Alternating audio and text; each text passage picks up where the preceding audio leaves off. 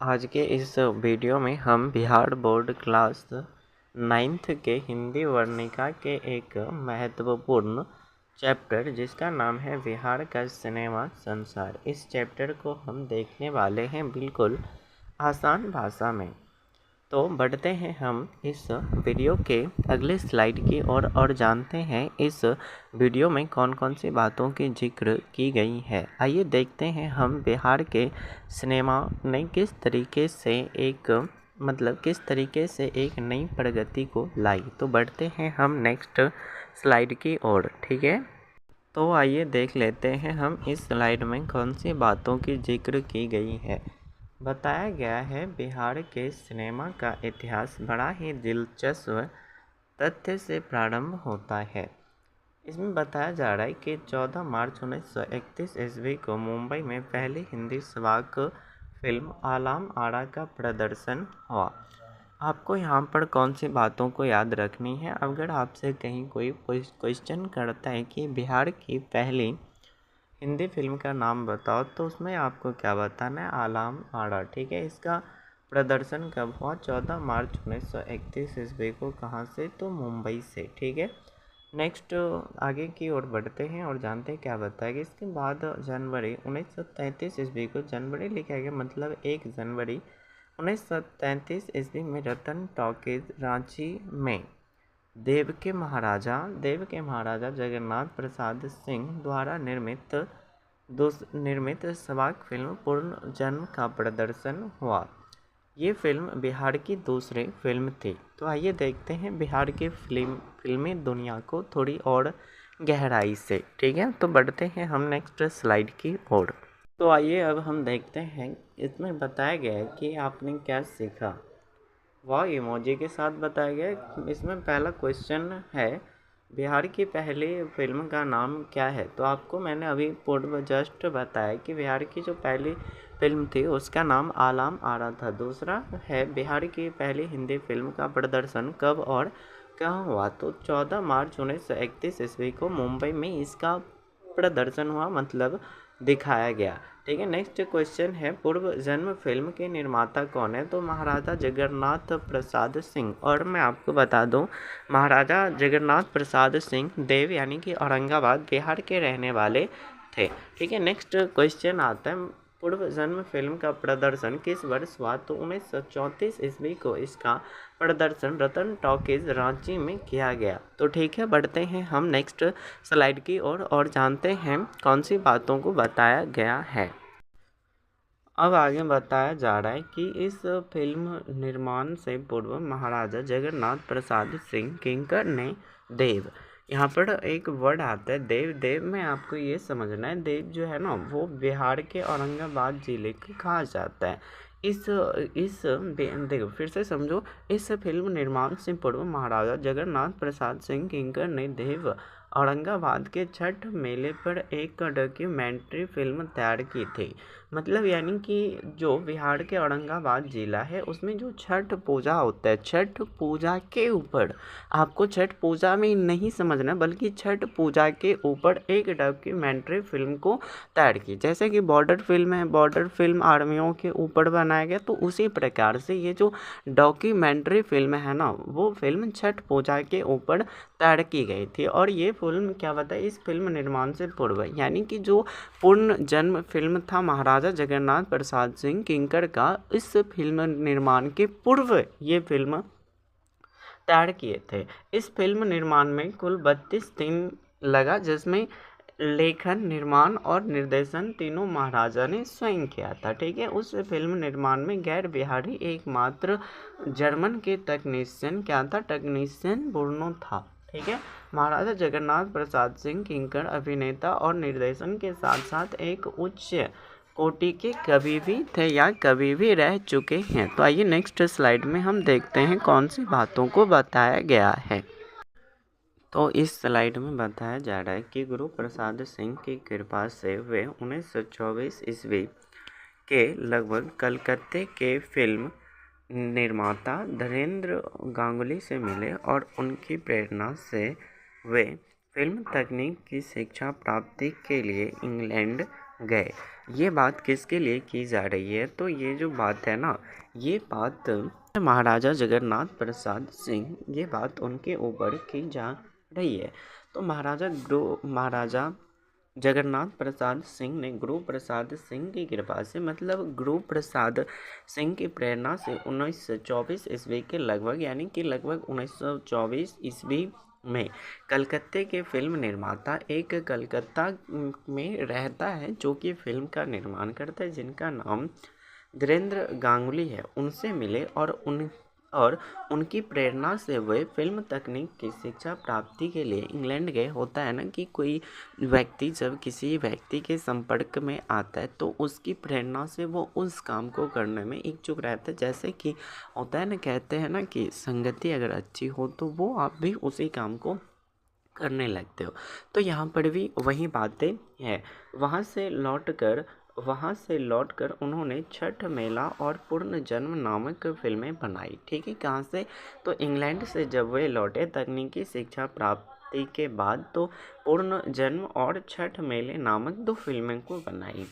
पूर्ण जन्म फिल्म की पटकथा उनकी ही लिखी हुई थी और उनका निर्देशन धीरेन्द्र गांगुली ने किया था। मतलब उनकी जो पटकथा मतलब कि फिल्म में किन किन का रोल लेना है, फिल्म में कौन कौन सी क्रिया को करनी है, तो वो होता है पटकथा। तो पटकथा जो है वो पटकथा उन्होंने स्वयं किया था। किसने? तो महाराजा जगन्नाथ प्रसाद सिंह किंकर ने खुद से ही किया था। और उनका जो निर्देशन है, फिल्म का निर्देशन पूर्ण जन्म और छठ मेले, मतलब पूर्ण जन्म फिल्म का जो निर्देशन है वो धीरेन्द्र गांगुली ने किया था। उनके तकनीकी पक्ष को जर्मन वर्नों ने संभाल कर रखा था। आइए देख लेते हैं हमने कौन कौन सी चीज़ों को सीखा, यानी कि हम एक बार फिर से रिवीजन कर लेते हैं, जिनमें पहला प्रश्न, यानी कि हम ये रिवीजन प्रश्न के माध्यम से करते हैं। पहला प्रश्न है, छठ मेला कैसी फिल्म है? तो ये एक जो है डॉक्यूमेंट्री फिल्म है। तो इसका right answer option number A हो जाएगा। ठीक है, नेक्स्ट स्लाइड में दूसरा प्रश्न है, छठ मेला फिल्म निर्माण में कुल कितना समय लगा? तो इस फिल्म के निर्माण में टोटल 32 दिन का समय लगा। ठीक है, तो right answer option number B हो जाएगा। नेक्स्ट स्लाइड की ओर बढ़ते हैं और जानते हैं आगे क्या बताया जा रहा है। अब हमारा नेक्स्ट क्वेश्चन है, महाराजा जगन्नाथ प्रसाद सिंह धीरेन्द्र गांगुली से कब मिले? तो महाराजा जगन्नाथ प्रसाद सिंह धीरेन्द्र गांगुली से 1924 ईस्वी को मिले, अर्थात इसका right answer option number B हो जाएगा। नेक्स्ट स्लाइड में देखते हैं क्या बताया गया। महाराजा जगन्नाथ प्रसाद सिंह फिल्म तकनीक शिक्षा के लिए लंदन किनकी प्रेरणा से गए? तो वो लंदन धीरेन्द्र गांगुली की ही प्रेरणा से गए, अर्थात इसका right answer option number D हो जाएगा। देखते हैं अगला क्वेश्चन क्या बताया जा रहा है। अगला प्रश्न है, पूर्ण जन्म फिल्म की पटकथा किसके हाथ से लिखी गई थी? तो पूर्ण जन्म फिल्म की पटकथा महाराजा जगन्नाथ प्रसाद सिंह ने स्वयं, यानी कि खुद से किया, अर्थात इसका भी right answer option number D हो जाएगा। नेक्स्ट प्रश्न, यानी कि अगला क्वेश्चन बताया जा रहा है कि पूर्ण जन्म फिल्म का निर्देशन किसने किया? तो इस फिल्म का निर्देशन धीरेन्द्र गांगुली ने किया था, अर्थात इसका right answer option number A हो जाएगा। बढ़ते हैं हम आगे की ओर और जानते हैं आगे कौन सी बातों को बताया गया है। आइए अब हम देखते हैं नेक्स्ट स्लाइड में कौन सी बातों की जिक्र की गई है। इसमें बताया गया है, इसके बाद बिहार की एक फिल्म विल्लभ मंगल नाम से प्रसिद्ध हुई। मतलब विल्लभ मंगल जो फिल्म है ना, इस फिल्म में बहुत सारे लोगों ने काम किया। महाराजा जगन्नाथ प्रसाद सिंह स्वयं अकेले इस फिल्म को नहीं निर्माण किए, यानी कि ये फिल्म 2-3 लोगों के साथ मिलकर नहीं हुआ, बल्कि इसमें बहुत ज़्यादा लोगों की आवश्यकता हुई। इसमें बताया जा रहा है कि इस फिल्म की जो शूटिंग है वो गया जिले के ही विभिन्न स्थानों पर संपन्न हुई। आजकल क्या होता है कि बहुत सारे जो भी फिल्में हैं ना, उन फिल्म की जो शूटिंग है वो विभिन्न स्थानों पर, जैसे कि पहाड़ी क्षेत्रों में होती है, बट ये जो विल्लभ मंगल नाम की जो मूवी है ना, इस मूवी का शूटिंग गया जिले के ही विभिन्न स्थानों पर हुए थे और इसका संपादन आदि तकनीकी कार्य राजमहल के स्टूडियो में ही हुई थी। यानी कि देव के राजा महाराजा जगन्नाथ प्रसाद सिंह किंकर के महल में एक स्टूडियो था, और ये कहाँ है तो ये औरंगाबाद यानी कि बिहार को देव के नाम से जाना जाता है। ठीक है, आगे बताया जा रहा है उसमें नायक बिल्लभ मंगल मतलब की भूमिका गया के वकील अवध बिहारी प्रसाद ने निभाई थी। यानी कि होता है ना, आप आधुनिक मूवी को देखते हो तो आधुनिक मूवी में जैसे अल्लू अर्जुन का एक पुष्पा फिल्म आया, तो उस फिल्म के अंदर पुष्पा था और वो क्या था तो नायक था, यानी कि हीरो था, बट उनका वास्तविक नाम कुछ और था। तो उसी प्रकार से बिल्लभ मंगल फिल्म जो है इसकी हीरो यानी कि नायक बिल्लभ मंगल ही है, और इनकी रोल किसने किया था तो अवध बिहारी प्रसाद ने किया था। ये गया के वकील थे। आपको इन बातों को स्मरण करके रखनी है। ठीक है, बढ़ते हैं हम नेक्स्ट स्लाइड की ओर और जानते हैं आगे कौन सी बातों की जिक्र की गई है। ठीक है, आगे बताया जा रहा है कि नायिका चिंतामणि की भूमिका, इसमें नायिका यानी कि हीरोइन का क्या नाम था चिंतामणि, इसकी भूमिका आरती देवी यानी कि रैचल सोफिया ने की थी। किसने की थी? रैचल सोफिया ने की थी। बिल्लभ मंगल के पिता यानी कि जो मूवी के अंदर बिल्लभ मंगल के पिता थे ना, वो स्वयं महाराजा जगन्नाथ प्रसाद सिंह किंकर थे। ठीक है, और इस फिल्म में बाल कृष्ण भी थे यानी कि कोई बालक भी थे।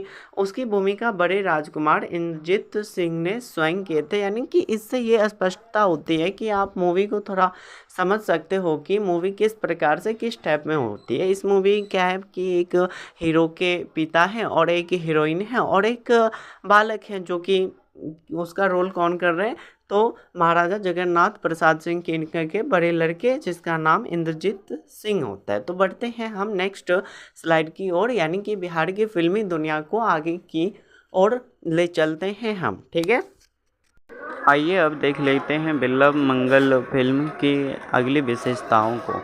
आगे इसमें बताया जा रहा है कि इस फिल्म के अंदर नायिका की नाम थी चिंतामणि, उसकी भूमिका आरती देवी ने निभाई थी। आपको जो पॉइंट्स रेड पेन में है वो सबसे इम्पोर्टेंट पॉइंट्स है, तो उन सभी चीज़ों को आप ज़रूर से ज़रूर याद करके रखिएगा। आगे बताया जा रहा है बिल्लभ मंगल के पिता की भूमिका स्वयं महाराजा ने निभाई थी और बालकृष्ण की भूमिका में बड़े राजकुमार इंद्रजीत स्वयं प्रस्तुत थे। यानी कि जो महाराजा थे उनके जो बड़े राजकुमार थे वो बाल कृष्ण की भूमिका निभा रहे थे। इस फिल्म का छायांकन यानी कि इस फिल्म को जो रंगा गया, देखिए पहले जो भी फिल्में हुआ करती थी वो रंगने पर आधारित हुआ करती थी, क्योंकि पहले इतना विकास नहीं हुआ करता था कि ये चलचित्र बना दे, तो इसलिए ये चीज़ें हो गई थी। तो इनका छायांकन के सिंह और एम डेविड ने किया था। नोट आगे बताया जा रहा है कि फिल्म के अंदर नन्ही गोपाल की भूमिका में भद्राचार्य ने भी महत्वपूर्ण भूमिका निभाई। आइए बढ़ते हैं नेक्स्ट स्लाइड की ओर और जानते हैं आगे कौन कौन सी बातों की जिक्र की गई है। तो देखते हैं आगे बताया जा रहा है आपने क्या सीखा, जिसमें पहला प्रश्न है बिहार की सुप्रसिद्ध फिल्म का नाम क्या है। तो इसका सुप्रसिद्ध यानी कि सबसे अधिक प्रसिद्ध फिल्म का नाम है बिल्लभ मंगल। नेक्स्ट टॉपिक की ओर बढ़ते हैं। आगे बताया जा रहा है कि बिल्लभ मंगल फिल्म में नायक बिल्लभ की भूमिका किसने निभाया। तो नायक बिल्लभ की भूमिका अवध बिहारी प्रसाद ने निभाई थी और इस फिल्म के अंदर जो है वो ये हीरो थे यानी कि नायक थे। ठीक है, नेक्स्ट स्लाइड की ओर बढ़ते हैं। आगे बताया जा रहा है कि फिल्म की नायिका में किसने भूमिका निभाई थी। तो इस फिल्म की नायिका की भूमिका आरती देवी ने निभाई थी। ठीक है, और इसका ही आरती देवी का फिल्म के अंदर नायिका के रूप में नाम चिंतामणि था। ठीक है, आप आई होप कि इतनी बातें आपको समझ में आ गई होगी। तो बढ़ते हैं हम नेक्स्ट स्लाइड की ओर और जानते हैं आगे कौन कौन सी बातों को बताया जा रहा है। ठीक है, आगे बताया जा रहा है कि 1934 में आए भूकंप के कारण स्टेडियम का अधिकांश मूल्यवान सामान नष्ट हो गया और उसी वर्ष महाराजा की अकस्मात मृत्यु भी हो गई। यानी कि जो 1934 ईस्वी में हमारे बिहार में जो भयावह भूकंप आया था, उस भूकंप में क्या हुआ कि जो स्टेडियम था उसकी जो भी सामग्री थी वो सामग्री नष्ट हो गई और फिर जो महाराजा थे उनकी भी मृत्यु हो गई, क्योंकि सारे काम वहीं किया करते थे। आगे बताया जा रहा है महाराजा की मृत्यु के साथ फिल्म निर्माण की हवा बिहार में रुक सी गई। इसके बाद बिहार में फिल्म निर्माण तो होता था, किंतु वो फिल्म जो है वायरल यानी कि प्रसिद्ध नहीं हुआ करता था। स्टूडियो के नष्ट होने के बाद अभी तक शूटिंग तो बिहार में ही हुआ करती है, किंतु इनके अन्य महत्वपूर्ण कार्य जो है वो मुंबई के किसी न किसी स्टूडियो में किए जाते हैं। इसलिए आज मुंबई को फिल्म इंडस्ट्री के नाम से भी जाना जाता है। तो बढ़ते हैं नेक्स्ट स्लाइड की ओर।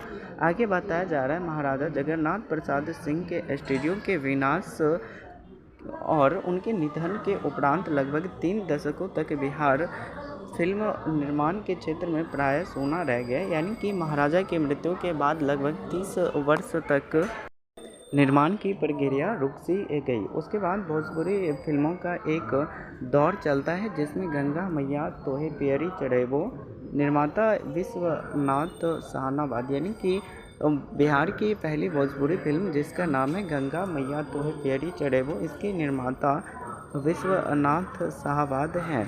और दूसरी फिल्म है लागी नाही छूटे राम। जैसे अनेक पक्षों से अच्छी फिल्में बनती हैं, हमारा संसार तथा विदेशिया, ये सब की सब भोजपुरी फिल्म के अंतर्गत आते हैं। यानी कि इसके बाद बिहार में भोजपुरी फिल्म का दौर चला और आज भी आज आप देखते हो बिहार में हिंदी फिल्म निर्माण की प्रक्रिया बहुत कम मात्रा में होती है, अधिकांश तो भोजपुरी फिल्म ही बनते हैं ने प्रसिद्धि पाई थी। परंतु गंगा मैया तोहे पियरी चढ़ेबो और लागी नाही छूटे राम के संगीत वाली लोकप्रियता आज तक किसी अन्य भोजपुरी फिल्म को प्राप्त नहीं हो पाई। और इस फिल्म के अंतर्गत इनकी जो लोकप्रियता थी वो काफ़ी ज़्यादा बढ़ी, यानी कि लोगों को सुनने में ये फिल्म काफ़ी ज़्यादा अच्छी लगने लगी। आगे बताया जा रहा है बिहार की सिनेमा विकास के बिना भारतीय फिल्म का इतिहास अपंग माना जाता है। फिल्म में संपादन का कार्य बड़ा ही महत्वपूर्ण हुआ करता है, परंतु संपादन करने वाले को कोई प्रसिद्धि नहीं मिल पाती है। ये एक दुख की बात है, ठीक है। जो फिल्म के अंदर रोल करता है उसे तो प्रसिद्धि मिल पाती है, परंतु जो फिल्म को लिखता है, जो फिल्म को करता है, उसे फिर कोई प्रसिद्धि नहीं मिल पाती है, ठीक है। आगे देखते हैं नेक्स्ट स्लाइड में कौन सी बातों की बताया गई। यही कारण है कि मोतिहारी बिहार के श्रीधर मिश्र हिंदी फिल्मों के बुजुर्ग संपादकों में से एक है, किंतु उसे अभी तक कोई नहीं जानता है, ठीक है। सुपरहिट हिंदी फिल्म क्रिस के दिल न दिया गाने की प्रसिद्धि सब लोग परिचित हुए, परंतु कितने लोग जानते हैं कि उस फिल्म के रचनाकार अपने बिहार के ही युवा कवि विजय कुमार अकेला है। तो ये एक दुख की बात है फिल्मी क्षेत्र में, ठीक है। बढ़ते हैं हम नेक्स्ट वीडियो के साथ। आई होप ये वीडियो आपको यूजफुल लगी हो। अगर सारी बातें समझ में आई हो तो हम वीडियो का एंड यहीं पर करते हैं, ठीक है।